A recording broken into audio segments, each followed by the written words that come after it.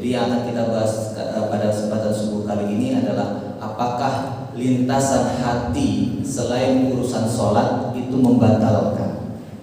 Misalnya, lintasan hati yang ada di kita, khotor atau istilahnya apa yang sekilas sekelebat di hati kita selain urusan sholat di waktu kita sholat itu bisa membatalkan sholat kita atau tidak.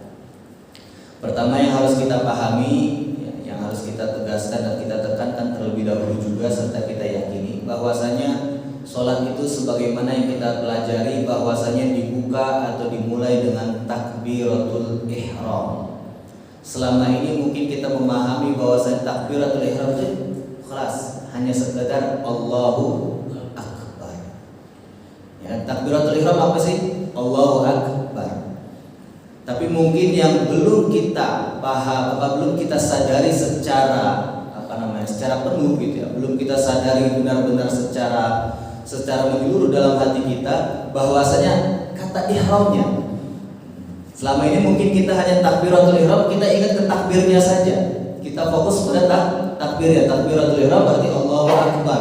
Dah, selesai. Berarti apa? Salat itu dimulai dengan takbiratul ihram, diakhiri dengan salam dalam pengertian yang kita pelajari kan. Kita tahunya takbir. Nah, takbirnya saja Allahu Akbar. Kita lupa dengan substansi dari kata-kata ihram. Kalau kita pelajari kan kadang-kadang kita ingat ihram itu apa sih? Kita ingat kain ihram. Oke, ihram itu apalagi sih? Sebenarnya bukan sekedar kain ihram saja tentunya kan. Maksudnya ketika itu kita berihram itu apa sih? Pemahaman secara fikihnya. Ketika kita sudah berihram berarti apa?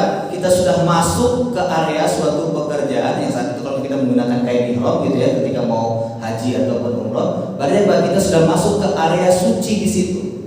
Area yang kemudian apa? Ad-dukhul fi hurmatillah. Memasuki area suci milik Allah. Ketika kita sudah pakai kain ihram dan kita berniat ihram berarti apa? Segala larangan-larangan ihram berlaku. Maka sebenarnya ketika kita takbiratul ihram yang harus kita tambahkan kita camkan atau kita tekankan dalam hati kita serta kita sadari adalah bahwasanya saat kita sudah mulai takbiratul ihram sebenarnya sejak saat itu sudah tidak boleh mengingat apapun selain Allah Subhanahu wa taala. Karena pengertian sholat dalam fikih kita katakan aqwalun wa af'alun, memang kata-kata, doa-doa serta gerakan-gerakan. Doa-doa sholat sudah jelas apa saja. Ya, gerakan-gerakan sholat sudah jelas apa saja. Maka kalau misalnya itu berarti kita tidak boleh memasuki ataupun memasukkan doa-doa atau gerakan-gerakan selain sholat ketika kita sudah melakukan takbiratul ihram. Karenanya sebenarnya secara prinsip semua urusan dunia harus ditinggalkan dan semua perhatian harus kita pusatkan hanya untuk Allah Subhanahu wa taala saja. Ini takbiratul ihram. Mungkin dengan memahami seperti ini, dengan ada substansi yang kita pahami secara kata ihram seperti ini, maka kita akan lebih hati-hati lagi dalam sholat, bukan sekedar yaudah yang penting takbir. Nah, semakin kita mengetahui rupanya ada kata-kata ihramnya nih. Kalau ihram itu berarti ketika kita sudah melakukan ihram, ya berarti Pak semua larangan-larangan ihram itu berlaku. Begitu juga ketika kita sudah ihram dalam kata takbir, yang ini artinya takbirah ini saya Allahu Akbar ini sebagai langkah kita untuk pernyataan kita untuk mulai masuk kepada area suci milik Allah, maka aktivitas apapun, perkataan apapun yang sebelumnya mubah, yang sebelumnya boleh gitu ya, berbicara, makan, minum, termasuk memikirkan urusan duniawi, ketika kita sudah melakukan takbiratul ihram, maka semua hal mubah tadi menjadi semuanya terlarang. Berat juga kayak gitu ya. Oke gitu nggak mau denger lah ada istilah takbiratul ihram, kalau ingatnya takbir sajalah ya, seperti itu. Berat juga rupanya. Hanya saja Bapak Ibu jemaah salat subuh yang dimuliakan Allah Subhanahu wa taala, tabiat manusia memang tidak mudah untuk berkonsentrasi penuh dalam sholat semenjak takbiratul ihram sampai saat salam. Ini sudah dimaklumi dan sangat mungkin sekali di tengah-tengah sholat kita ini terlintas perkara-perkara duniawi, pikiran-pikiran yang tidak terkait sholat, akan lintasan-lintasan hati terkait apapun selain Allah Subhanahu wa taala ataupun selain urusan sholat. Nah, lintasan-lintasan hati itu bisa saja hal-hal yang hukum asalnya mubah seperti ya itu tadi, urusan perdagangan, kendaraan, jalan terlintas tersebut baik di pikiran ataupun di hati itu adalah hal-hal yang haram sebelumnya.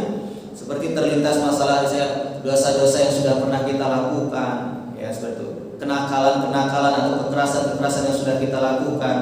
Atau bisa juga kita kadang-kadang itu teringat dengan ucapan orang yang menyakiti kita, ya seperti itu, ataupun ucapan orang yang memuji kita.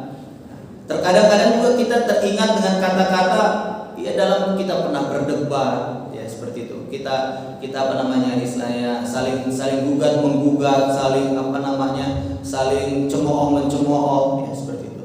Bahkan hampir tidak mungkin, ya kita bisa dikatakan orang yang di hatinya ada iman akan selamat dari was-was.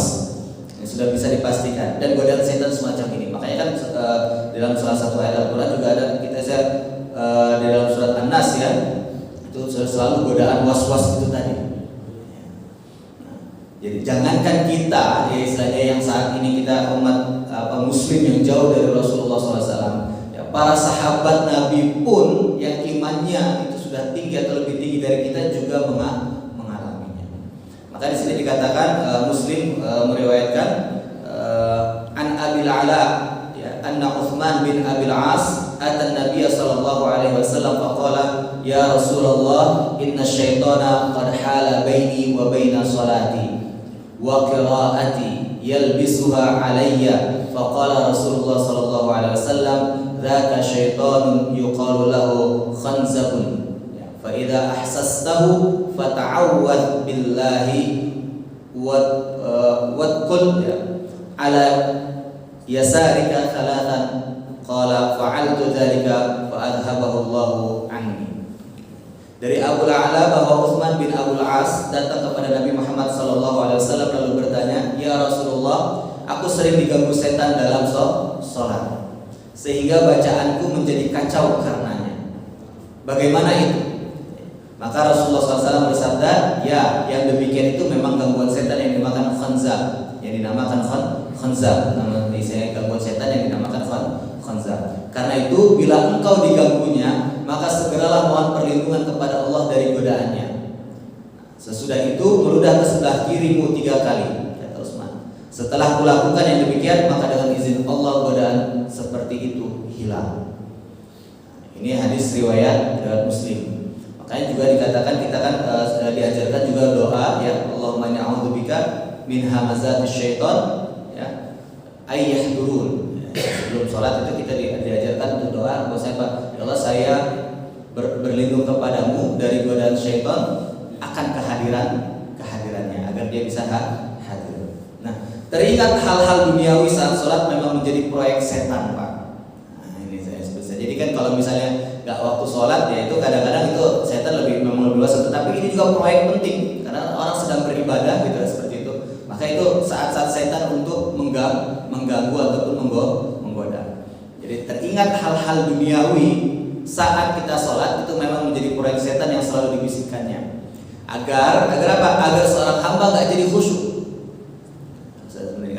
Agar seorang hamba nggak jadi khusyuk dalam sholatnya, sebagaimana yang disyaratkan dalam hadis an Abi Hurairah radhiyallahu anhu qala Rasulullah sallallahu alaihi wasallam idza nudiya bis salati adbara asyaitanu wa lahu duratun hatta la yasma' al-adhan fa idza qudiya al-adhan aqbala fa idza thawwaba biha adbara fa idza qada taswib aqbala hatta yakhdira bainal mar'i wa nafsihi yaqulu udhkur kadha wa kadha ma lam yakun yadhkur hatta yadhallu ar-rajul yadri kam shalla fa idza lam yadri ahadukum kam shalla thalathan aw arba'an. Sahih Bukhari. Hadis riwayat Bukhari. Dari Abu Hurairah radhiyallahu anhu berkata Rasulullah SAW bersabda, jika panggilan sholat atau azan dikumandangkan, setan lari mengeluarkan kentut. Oh, berarti setan juga ada kan kentutnya, Pak. Ya. Setan lari sambil mengeluarkan kentut hingga ia tidak mendengar suara azan tersebut. Oh, berarti suaranya besar kali ya. Suaranya biar nggak bisa mendengar suara azan. Nah, apabila panggilan azan telah selesai, maka setan kembali lagi ya, seperti itu. Dan bila iqamat dikumandangkan, setan kembali berlari. Dan jika iqamat telah selesai, ia kembali lagi. hingga untuk mengganggu hati seseorang seraya berkata, ingatlah ini dan itu, yang semestinya tidak diingat, sehingga seseorang membayangkannya hingga akhirnya orang itu nggak tahu berapa rakaat dia sudah sholat, apakah 3 atau 4 rakaat. Ini kita ambil dasar-dasarnya terlebih dahulu biar kita jangan ngambil pada hukum akhirnya gitu seperti itu. Jadi pada dasarnya sebenarnya ya kita ketika kita melakukan sholat ini sudah takbiratul ihram, berarti semua larangan secara prinsipnya itu tidak boleh sama sekali. Nah, bagi seorang mukmin tentunya kita seperti itu, kita nggak usah risau juga tapi ketika mendengar hadis-hadis seperti ini, karena memang itu sudah jelas proyeknya syaitan.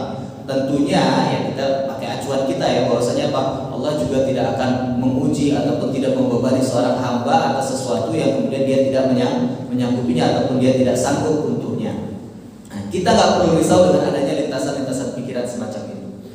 Nah, lintasan hati yang muncul dari setan itu justru menjadi ciri bahwa orang yang mengalaminya memiliki iman yang murni, sehingga setan berkepentingan untuk merusaknya. Ini yang membuat kita sedikit berbesar hati. Jadi kalau misalnya kita mengalami lintasan-lintasan pikiran ataupun lintasan-lintasan hati semacam itu tadi, teringat hal-hal duniawi ketika kita melaksanakan ibadah sholat, maka itu justru menjadi ciri bahwa orang yang mengalaminya memiliki iman yang murni, sehingga setan berkepentingan untuk merusaknya. Jika hati sudah rusak, gak ada gunanya diganggu lagi sama setan.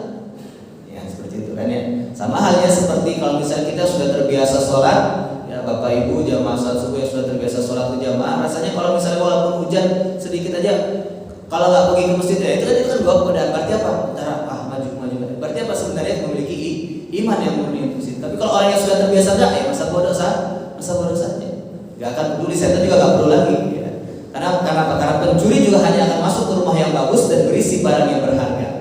Nah ini ibaratnya ya seperti itu. Rumah yang sudah rusak dan gak ada apapun yang menarik untuk diambil, ya gak perlu dimasuki saat mencuri. Nah, maka demikian kata Ali bin Abi Thalib sebagaimana tersebut dalam kitab Tuhfatul Ahwaz, dan Ibnu Abbas sebagaimana dikutip oleh Ibnu Qayyim dalam kitab Al-Wabil As-Sayyid.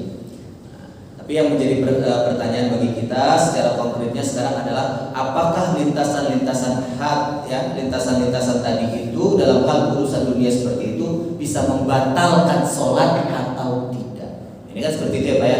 Ini bedain antara batal dengan sekedar khusyuk ataupun tumanina. Maka jawaban secara prinsip awalnya dulu adalah tidak. Biar agak senang sedikit nih dengarnya kan. Kalau misalnya Rasulullah batal, aduh gimana ini kan saya harus bagaimana itu. Nah, tapi tentunya kita jawab tidak itu tentunya harus dengan dalil. Kita harus ketahui walaupun nggak hafal, minimal kita pernah mendengar dan tahu seperti ini, sehingga kita tidak taklidul a'ma atau istilah ngikut-ngikut secara buta saja. Pertama, ada dalil umum yang menunjukkan bahwa Allah memaafkan semua lintasan hati kaum muslimin selama belum diucapkan atau dikerjakan. Jadi hanya terlintas ya Pak ya. Tapi kalau sampai ngegumam atau saya mengucapkan ya beda lagi urusan. Karena ini keluar daripada aqwal dan afal ya, yang saya perkataan-perkataan, perbuatan-perbuatan yang memang sudah diatur dalam sholat. Jadi kalau hanya sekedar lintasan pikiran, lintasan hati, maka dikatakan secara umumnya dalil umumnya adalah Allah memaafkan semua lintasan hati kaum muslimin selama belum diucapkan atau belum dikerjakan. Ini diriwayatkan oleh Imam Al-Bukhari ya, dalam kitab Sahih Bukharinya jilid ke-16 ya, hadis nomor 316. An Abi Hurairah radhiyallahu anhu an Nabi sallallahu alaihi wasallam qala innallaha tajawaza an ummati ma haddathat bihi anfusaha ma lam ta'mal aw tatakallam. Ini Pak, hadisnya Sahih Bukhari jelas. Dari Abu Hurairah radhiyallahu anhu dari Nabi Muhammad sallallahu alaihi wasallam, beliau bersabda, sesungguhnya Allah memaafkan apa yang dikatakan oleh hati umatku selama tidak melakukan ataupun mengucapkannya. Seperti itu Pak ya, selama tidak melakukan ataupun mengucapkannya. Nah nanti ada pertanyaan lagi Pak, karena pasti ada yang mengatakan hadis, nanti kita lihat di kesempatan yang akan datang status hadisnya bagaimana. Kalau ini sudah jelas hadisnya riwayat Bukhari. Tapi juga ada hadis yang mengatakan bahwasanya Pak, sebuah kesalahan, dosa ataupun ya perbuatan hamba yang melanggar ketentuan Allah selama belum nyampe 6 jam itu malaikat bisa menghapusnya. Pernah dengar nggak itu Pak? Nah itu nanti mungkin kita ini kan benar nggak kayak itu? Enak juga berarti sebelum 6 jam kita ini dulu gitu kan. Nah tapi kita lihat dulu ini hadisnya sebenarnya bagaimana status hadis itu. Insya Allah kesempatan yang akan datang.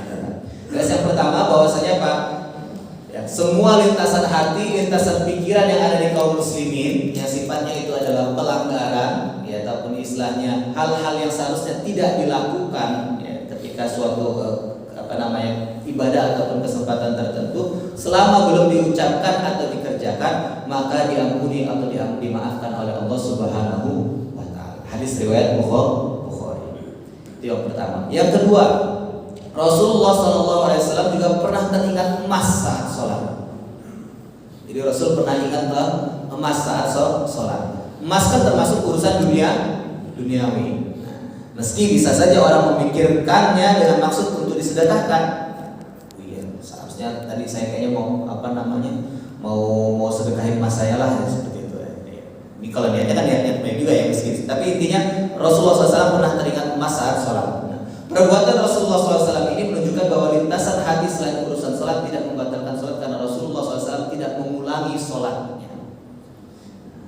Ini juga diriwayatkan oleh Imam Al-Bukhari an Uqbah bin Haris radhiyallahu anhu qala shallaitu ma'an Nabi sallallahu alaihi wasallam al-'ashr.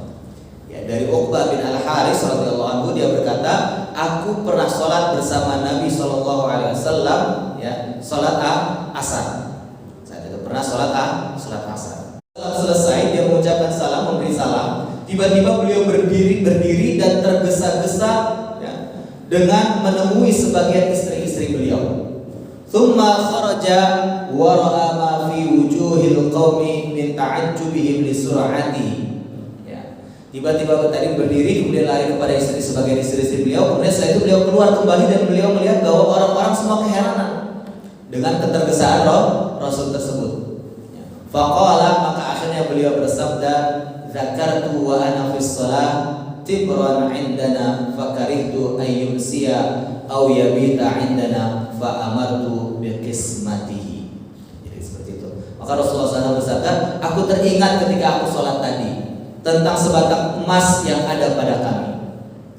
Aku tidak suka bila benda itu berada pada kami sampai sore atau bahkan sampai bermalam, ya itu ya bermalam. Jadi saya sampai keesokan harinya.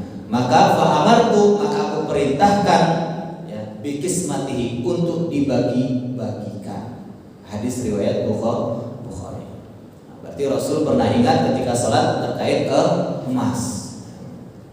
Nanti ya kiasannya banyak Pak. Berarti kan kalau kita ingat apa yang lainnya, atau saya cincin apa Pak yang kemarin itu yang sedang ramai-ramainya itu, kan selalu di kalangan pria atau bapak-bapak atau anak muda yang cincin pakai batu-batu itu kan. Nah, itu kan. Wah, ingat tadi ketinggalan di mana? Di toilet misalnya, ya.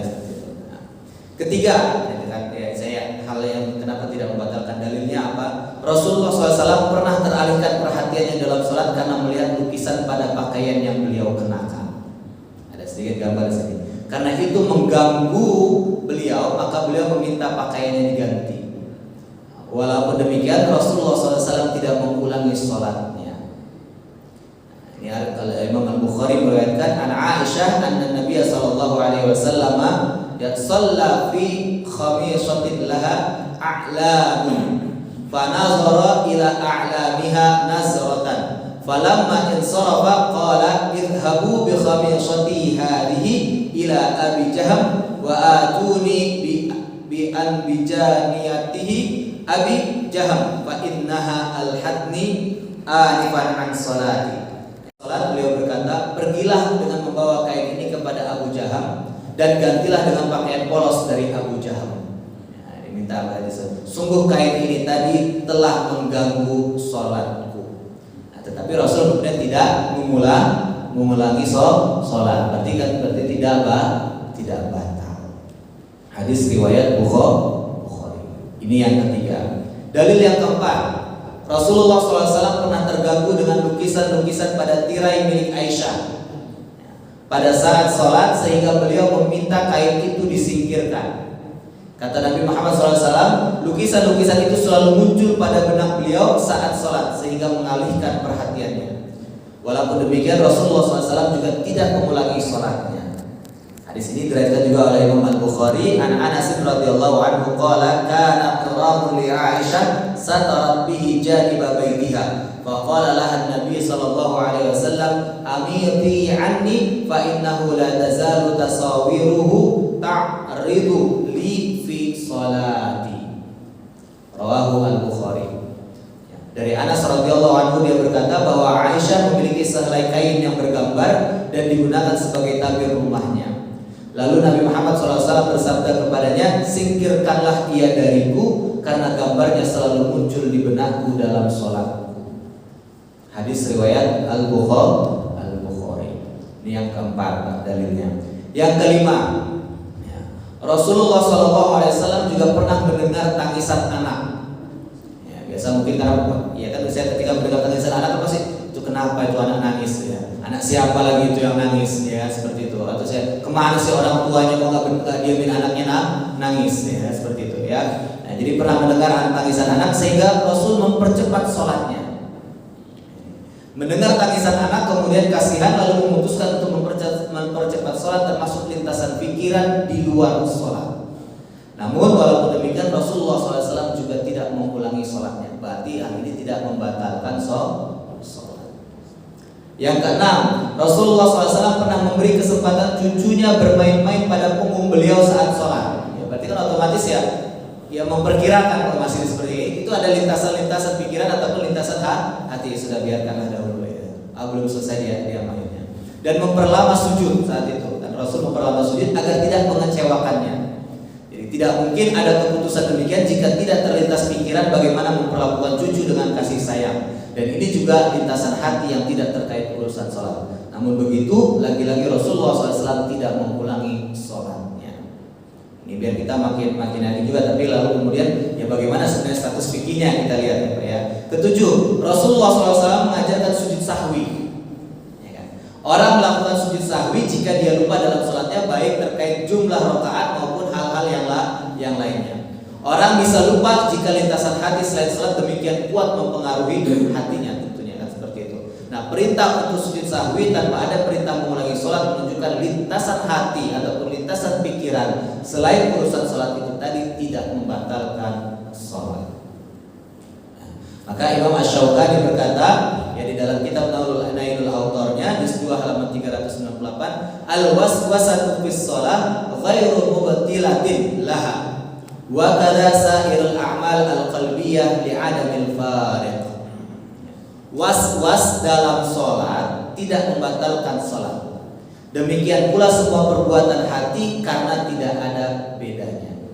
Ya, dalam Nailul Autor juz 2 halaman 390. Hanya saja jika pikiran-pikiran duniawi itu lebih dominan dalam sholat, maka yang demikian itu statusnya makruh.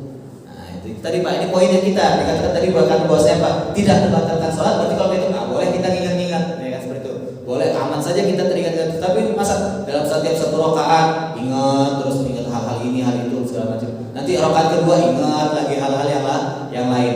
Di sini dikatakan bahwasanya Pak, jika pikiran-pikiran ataupun lintasan-lintasan hati duniawi itu tadi lebih dominan dari bacaan-bacaan daripada mengingat Allah Subhanahu wa taala, maka yang demikian ini status hukumnya makruh. Ya. Imam An-Nawawi berkata, fa in fakkara fi ghairiha wa aktsara min al-fikri lam tabtul salatuhu lakin yukrahu. Jika dia memikirkan tentang sesuatu selain salat dan itu dominan, maka salatnya tidak batal tetapi dimakruhkan. Sawa'un kana fikruhu fi mubahin aw haramin ka syurbil khamar. Al-Majmu' Syarhul Muhadzab juz 4 halaman 102. Ya. Sama saja apakah pikirannya itu terkait hal yang mubah apalagi terkait hal yang haram seperti meminum khamar. Kok ada bahasanya seperti ini sih gitu ya. Iya, karena dahulu ya kan kita ingat Pak, urutan daripada pengharaman khamar itu kan enggak langsung serta-merta. Karena khamar minuman keras itu sudah sudah menjadi kebiasaan orang Arab jahiliyah saat itu. Ya, seperti itu. Mereka sudah terbiasa minum khamar, makanya Islam datang pun tidak dengan hukumnya langsung cabut semuanya, langsung dilarang semuanya tidak. Pertama apa dari ayat dari dalil Al-Qur'annya? Ya, yas'alunaka 'anil khamri wal maisir, qul fihima ithmun kabirun wa manafi'un linnas Mereka bertanya kepadamu wahai Muhammad tentang apa hukumnya minuman keras dan judi. Kan awalnya urutannya seperti itu. Ya kan? Qul fihima, katakan kepada mereka bahwa Muhammad fihima, di antara keduanya yaitu judi dan minuman keras apa? Qul fihima itsmun kabir, dosa besar, wa manafi'un linnas, dan apa? Manfaat bagi manusia. Tapi juga ada manfaat bagi manusia. Oh, kata para sahabat atau pada umat Islam saat itu mungkin yang dengar, kan ada dosa besar memang, tapi kan ada manfaat juga. Masih belum terlalu ini ya, haramnya belum terlalu keras. Sampai kemudian terus berjalan waktu ya, lalu kemudian akhirnya turun apa? La taqrabus sholata wa antum sukara. Janganlah kamu dekati sholat sementara kamu dalam keadaan sukara, mabuk. Nah, ini kaitannya mungkin di sini bahasa tasyurbil khamar tadi udah ingat tuh. Karena para umat saat itu mungkin berpikir, oh berarti kita nggak boleh mabuk dekat-dekat waktu sholat. Berarti kita mikirnya apa? Mabuknya berarti nanti antara habis isya sampai subuh, waktunya kan panjang. Nah, kalau mabuknya habis maghrib, waduh udah mepet waktu isya. Nah, ini kan tahapan pengharaman daripada minuman keras. Nah, tapi kita nggak mengalami itu Pak. Kita sudah pada tahapan akhir. Bahwa saya Pak, innamal khamru wal maisiru wal ansabu wal azlamu rijsun min amalis syaitan fajtanibuhu. Kita sudah selesai, karena Al-Quran sudah selesai pada tahapan akhir daripada penghukumannya atau memberikan status hukum daripada khamr itu tadi. Bahwa siapa? Yang namanya minuman keras, judi, kemudian yang main lempar panah ketika lomba itu ya, ataupun main tebak-tebakan, itu adalah rijsun min amalis syaitan. Bukan tebak-tebakan yang bercanda ya, tapi tebak-tebakan yang bertaruh gitu ya Pak, yang pakai bertaruh. Rijsun min amalis syaitan ya, adalah sebuah najis ya, dan termasuk perbuatan syaitan. Fajtanibuhu, maka hindari, jauhi. Maka hukumnya sudah apa? Haram, sudah haram hukumnya. Selesai. Tapi kenapa ini bahasanya seperti itu tadi, bahwasanya sawa'un kana fikruhu fi mubahin, apakah pikirannya itu terkait hal mubah ataukah au haramin, ataupun hal haram seperti meminum khamar. Karena memang zaman dahulu masih seperti itu. Jadi masing-masing mengingat-ingat ya. Tentunya saja ya seperti itu, bukan hanya makruh ya, tetapi pikiran-pikiran yang terkait sholat atau yang tidak terkait tentang sholat itu juga menentukan sebanyak apa pahalanya bisa tercatat. Nah, kalau kemarin kita belajar ya Pak tentang mengenai masalah khusyuk itu tadi. Kan orang bisa saja mendapatkan penuh, misalnya pahalanya penuh 100% kalau betul-betul khusyuk. Jadi kalau misalnya agak kurang dikit ya mungkin kurang 1/9, kurang 1/8 ya kan, kurang 1/7, kurang 1/6, terakhir mungkin hanya dapat setengah, atau bisa jadi malah cuma dapat 1/10 ya. Tergantung tingkat kekhusyuan kita dan kemampuan kita menjaga konsentrasi saat sholat dalam mengingat Allah Subhanahu wa ta'ala. Imam Ahmad dalam kitab Musnad Ahmadnya meriwayatkan bahwasanya an Abdullah bin Anamah qala ra'aitu Ammar bin Yasir dakhala al-masjid fa shalla fa akhaffa as-salata qala falamma kharaja qumtu ilayhi fa qultu ya Abal Yaqzan laqad khaffafta qala fa hal ra'aitani in qadat aw in taqastu min hududiha syai'an qultu la qala fa inni badartu biha syahwat asy-syaitan sami'tu Rasulullah sallallahu alaihi wasallam yaqulu innal 'abda la yusalli as-salata ma yuktabu lahu minha illa 'ashruha nus'uha thumunuha subuha sudusuha khumsuha rubuha thuluthuha nisfuha. Jadi dikatakan bahwa di sini dari Abdullah bin Anamah, ia berkata, saya melihat Ammar bin Yasir masuk masjid dan sholat lalu ia meringankannya. Jadi sholatnya cepat maksudnya Pak, nggak betul-betul lama atau tumanina. Ketika ia keluar, saya pun beranjak menemuinya dan berkata, wahai Abu Yaqzan, sungguh anda telah meringankan sholat. Maka Ammar berkata, apakah kamu melihatku mengurangi sedikit pun dari batasan-batasannya? Saya menjawab tidak. Jadi walaupun agak sedikit cepat, tapi nggak sampai mengurangi batasan-batasan daripada tumakninah yang kemarin kita sudah bahas. Nah, Ammar berkata, sesungguhnya saya berusaha mendahului gangguan setan.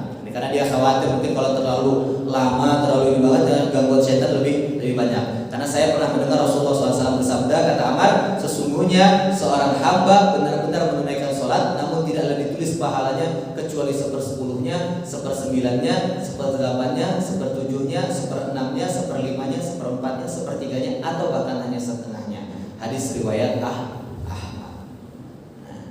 Ini Bapak. Jadi disinilah ada salah satu hikmah yang diisyaratkan daripada disyaratkannya sholat sunnah. Maka di sini dari hadis ini pula kita bisa mengambil hikmah tentang disyariatkannya sholat sunnah, agar orang yang sholat wajibnya ada kekurangan atau tidak sempurna, maka Allah akan menyempurnakannya dengan melihat sholat-sholat sunnah yang dilakukannya, sebagaimana yang juga dijelaskan dalam hadis riwayat Abu Daud. An Nabi sallallahu alaihi wasallam qala inna awwala ma yuhasabun nasu bihi yaumal qiyamati min a'malihim as-shalah.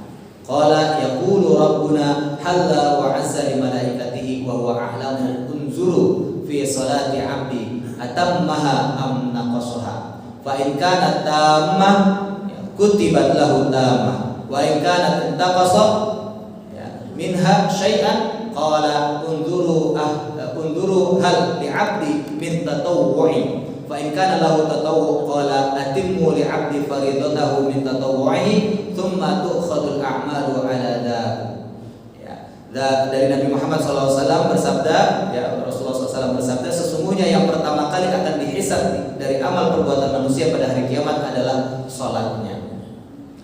Allah Subhanahu wa taala berfirman kepada para malaikat, dan dia lebih mengetahui amalan seseorang tentunya. Periksalah salat hambaku. Jadi ini kenapa perlu ada kata-kata bahwasanya Allah Subhanahu wa taala dan Allah lebih tahu mengenai amalan seseorang, karena khawatirnya diplesetkan oleh para kaum orientalis ketika Allah mengatakan kepada para malaikat, periksalah salat hambaku. Memang Rasul memang Allah Subhanahu wa taala enggak tahu gitu kan, seperti itu hamba-hambanya. Maka di sini ditentukan wa huwa a'lam.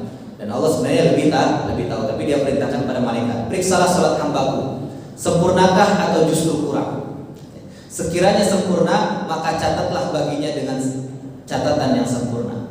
Dan jika terdapat kekurangan, maka Allah berfirman kepada malaikat, periksalah lagi, apakah hambaku memiliki amalan salat sunnah. Hal li'abdi min tatawwu'in, apakah hambaku itu memiliki catatan-catatan hal-hal ataupun amal-amalan sunnah. Tentunya salat sunnah maksudnya sini. Allah berfirman, fa in kana lahu tatawwu', jika dia memiliki catatan salat sunnah, qala atimmu li'abdi, cukupkanlah kekurangan yang ada pada salat wajib hambaku itu dengan salat sunnahnya. Tsumma tu'khadul a'mal 'ala dzalik. Selanjutnya semua amal manusia dihisab dengan cara demikian. Hadis riwayat Abu Daud. Maka dengan demikian Bapak Ibu jamaah sekalian Allah Subhanahu wa taala, lintasan-lintasan hati, lintasan-lintasan pikiran selain urusan salat itu tidak sampai membatalkan salat. Jika hanya sedikit maka ia dimaafkan. Tapi kalau sudah mulai dominan maka statusnya makruh. Tapi kalau yang dipikirkan itu juga adalah rencana-rencana, tadi ada sendal bagus tuh di luar, ya seperti itu, berarti kan apa? Hukum statusnya berarti lebih parah daripada makruhan. Namun demikian juga ya, pahala sholatnya dicatat sesuai dengan tingkat kekhusyukannya, agar kekurangan-kekurangan yang dilakukan sholat atau saat menjalankan sholat wajib itu bisa kita tambal ya. Maka seyogyanya kita bisa banyak melakukan sholat sunnah. Jadi saya poinnya di sini adalah bahwasanya lintasan hati, lintasan pikiran selain urusan sholat di saat kita sholat itu tidak sampai membatalkan. Jika sedikit maka dimaafkan, tapi kalau sudah mulai dominan maka itu statusnya makruh. Tapi kaitannya lagi-lagi tidak sampai membatalkan sholat. Kalau sudah makruh berarti apa? Pahala sholatnya juga dicatat sesuai dengan tingkat kekhusyuannya. Ya seperti itu kekhusyuan kita. Ya, bahwasanya bisa jadi setengah, seperenam, sepertujuh sampai sepersepuluh itu tadi.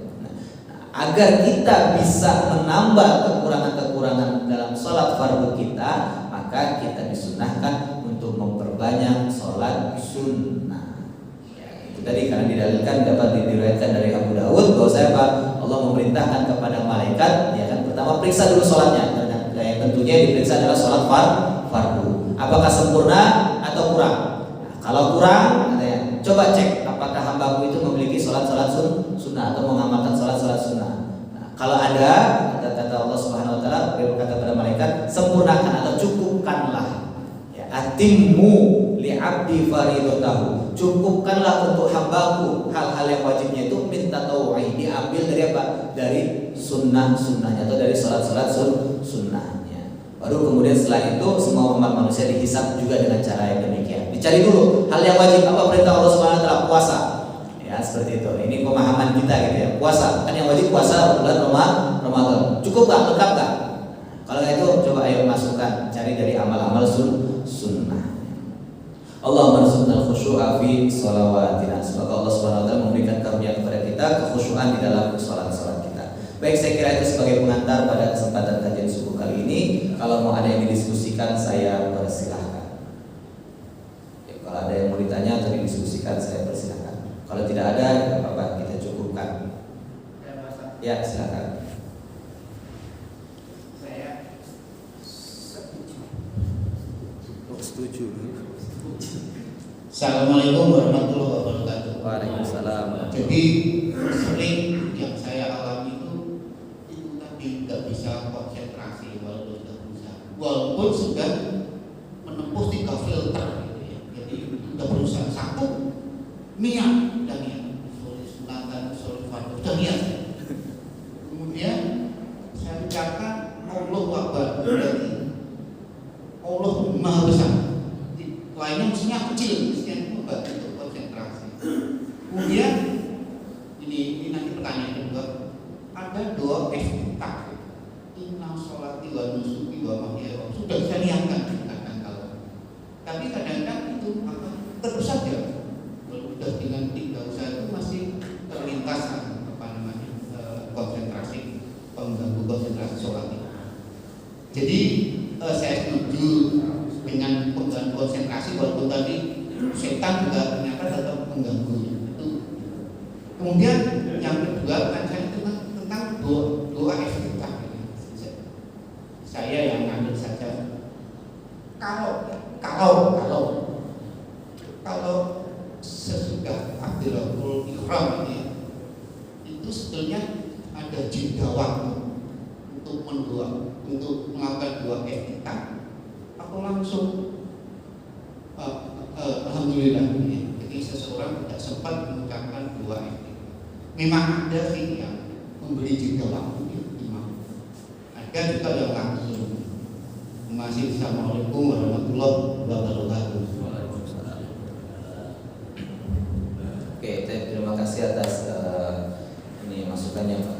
Pertama terkait masalah tadi ya, filter-filter yang sudah kita coba lakukan ya. Memang ini lagi-lagi kita katakan manusiawi.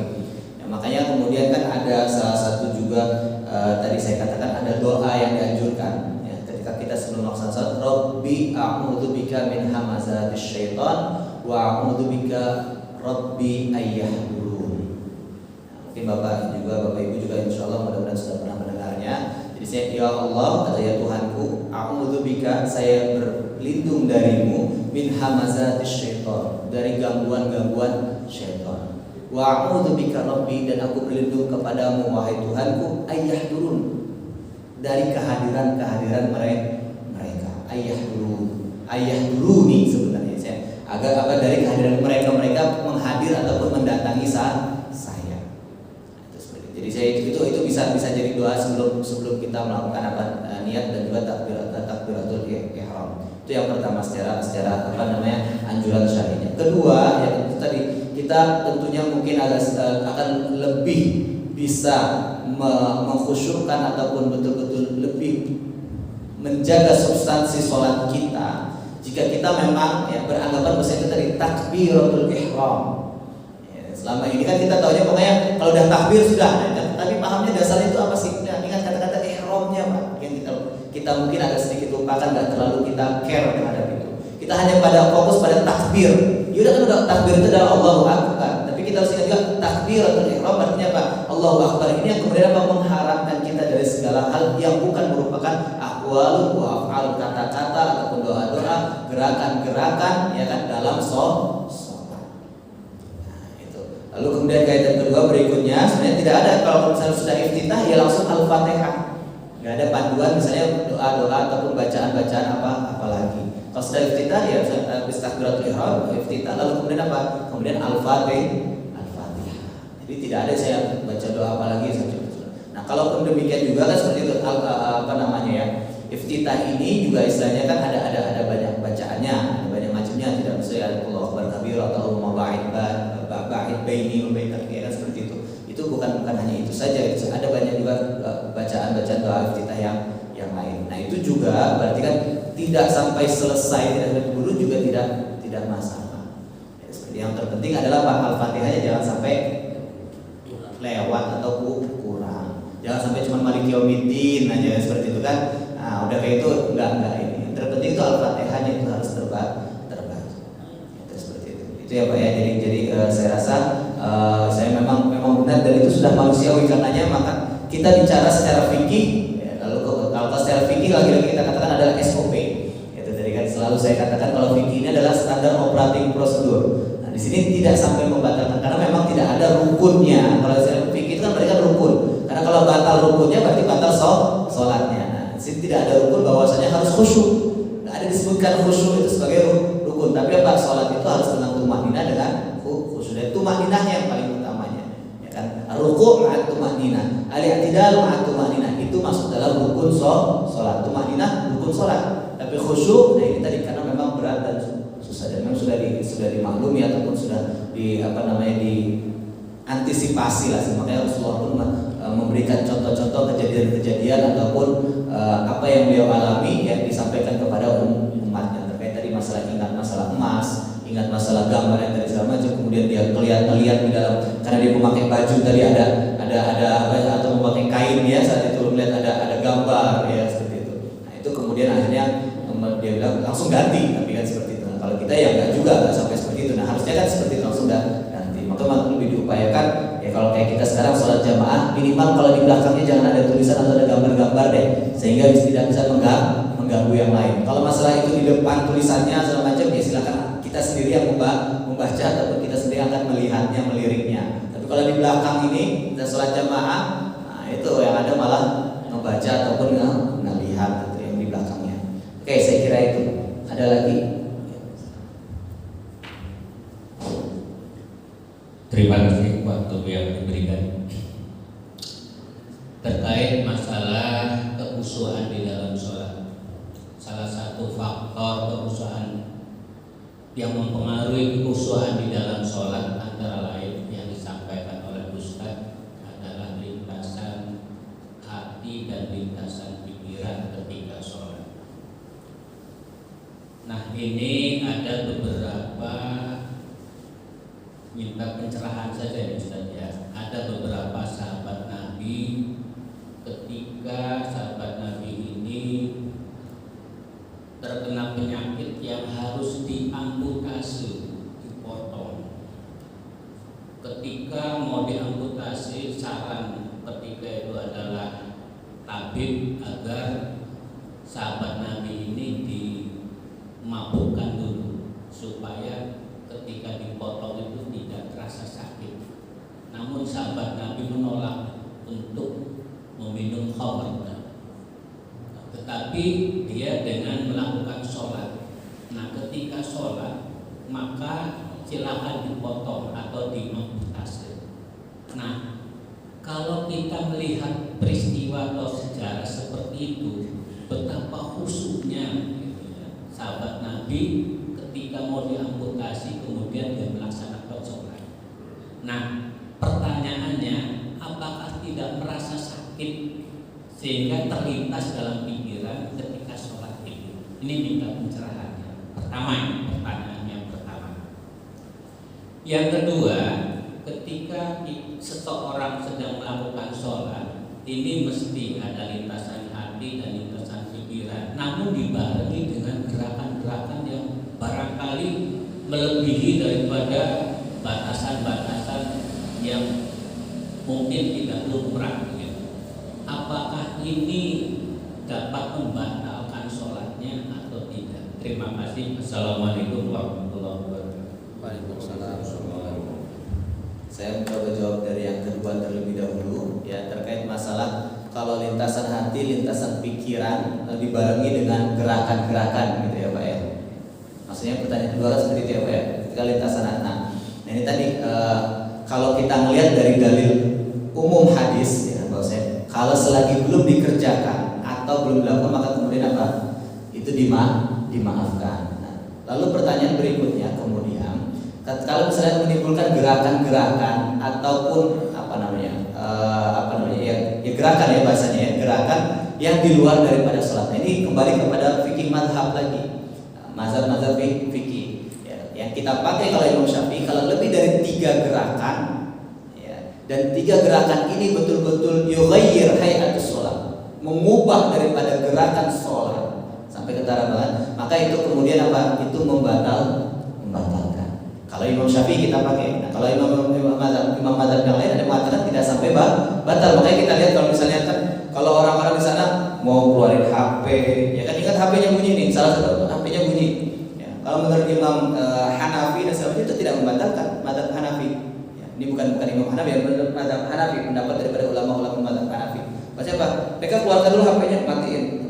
Mungkin Bapak Ibu ada menemukan ini kalau misalnya di Timur Tengah ataupun ketika di Masjidil Haram ketika sholat, nah, tiba-tiba HP-nya bunyi, diambil keluar, dulu dimatikan, langsung dilanjutkan sholatnya. Nah, ini kalau menurut mazhab Hanafi mereka tidak mempermasalahkan. Tetapi kalau dalam mazhab Syafi'i yang kita pegang, yang kita pakai, bahwa 3 gerakan, 3 hayat, dan ini 3 gerakan ini yang betul-betul mengubah. Nah, beda halnya dengan misalnya kalau misalnya kita garuknya itu tidak sampai mengubah. Misal kalau misalnya kita gatal garuknya apa gini, ini hanya gini saja. Tapi kalau sampai gini, ini kan berarti kan hayatnya berubah. Ya, saya gerakannya itu betul-betul berubah kelihatan. Tapi kalau misalnya hanya kayak gini, lalu kemudian itu seperti itu, maka kemudian ini hanya satu gerakan, walaupun ini 3 kali Pak. Tapi dia tidak bergerak. Misalnya di sini juga sama, tapi gini, satu diam gini, lalu kemudian beda dengan. Nah, itu berarti sudah masuk 3 gerakan kalau dalam mazhab Syafi'i. Maka kita lihat dari situ ya. Jadi kalau mazhab Syafi'i lebih dari 3 gerakan atau 3 kali gerakan, maka itu dianggap membatalkan sholat. Kalau Imam Syafi'i. Kalau mazhab yang lain ya itu masih memperbolehkannya. Ada yang mengatakan itu tidak sampai membatalkannya. Lalu kemudian juga saya ada pendapat yang mengatakan kayak misalnya mematikan. Tadi ini teringat juga masalahnya. Ada telepon lagi kan pasti kan ada lintasan seperti itu.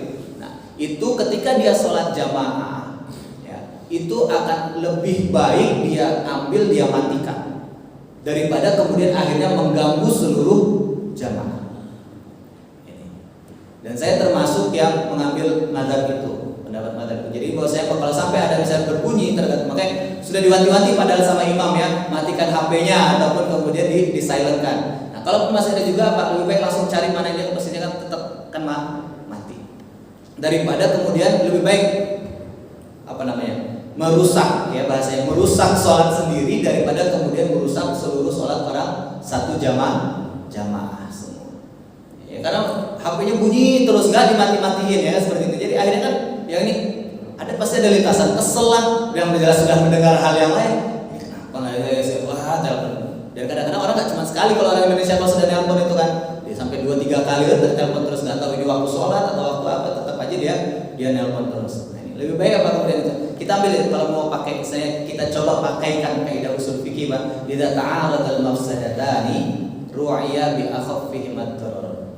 Jadi kalau misalnya ada 2 kerusakan yang saling berhadapan, ada saat itu dihadapkan pada kita 2 kerusakan. Satu ya, rusak sholat karena HP kita ini, dengan rusak sholatnya seluruh jamaah kalau HP tidak kita matikan. Nah, itu seperti itu. Maka ru'ya diambil itunya kepada Pak akhafud darar, dia yang lebih ringan dararnya. Artinya apa? Ya rusak dirimu sendiri, rusak sholatnya sendiri, sehingga tidak kemudian merusak sholat banyak orang. Itu seperti itu ya Pak ya. Jadi kalau misalnya mau kita pakai tadi yang pertama dari ambo saya ya, selagi belum diucapkan atau dikerjakan. Tapi sebenarnya saya memahaminya adalah bingung juga ya, lintasan hati yang saya kepikiran tapi kemudian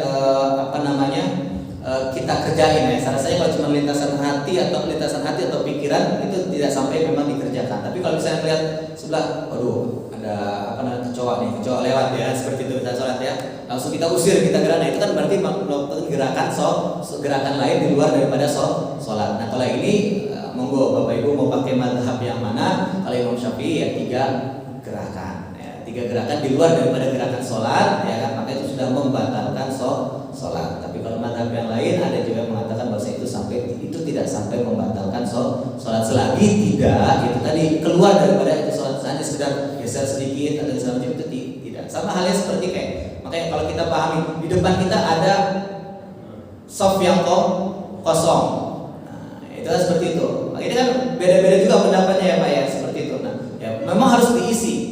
Sebenarnya harus diisi. Tapi kalau misalnya kita pakai nggak boleh 3 kali gerakan, ternyata bisa langkahnya itu agak lumayan jauh, itu kan itu nanti dilematis mungkin di berpikirnya. Nah, katanya dengar 3 kali gerakan sudah membatalkan sholat. Daripada saya di situ sampai 3 kali, 1, 2 geser gini lagi kan, atau ngerapihin lagi. Udah 3 kali nanti saya batal sholat saya, biar aja lah kosong katanya. Sementara kalau itu kan hanya menyempurnakan soft ataupun mengisi soft yang kosong di depan, karena misalnya ada yang masuk ada yang batal, kemudian tadinya sudah mulai sholat gitu ya, batal itu kan hanya tentu dalam sholat berjamaah, bukan dalam sholat secara pribadi, biar aja lah.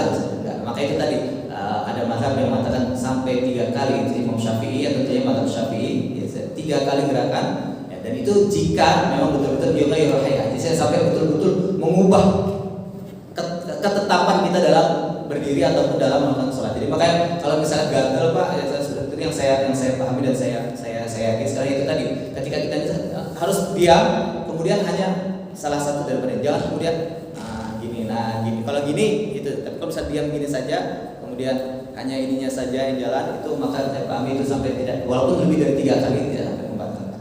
Itu yang pertama. Yang kedua, yang terus pertanyaan pertama justru ya terkait masalah apakah tidak merasakan. Nah, itu dia Pak. Saya belum sampai pada tahapan khusyuk yang seperti itu. Tapi kalau mau kita lihat cerita-cerita para sahabat, misalnya Utsman yang dibunuh ketika sholat aja sampai tidak merasakan gitu kan, terbunuh pedang ya kan seperti itu juga berarti menandakan itu tadi dikatakan bahwasanya ketika sudah sholat itu mestinya tidak boleh ingat apapun kecuali hanya kita itu hanya terpusat untuk sholat dan dipusatkan hanya untuk Allah Subhanahu wa Ta'ala saja. Saking mereka betul-betul sedang khusyuknya, jadi tidak merasakan sama sekali.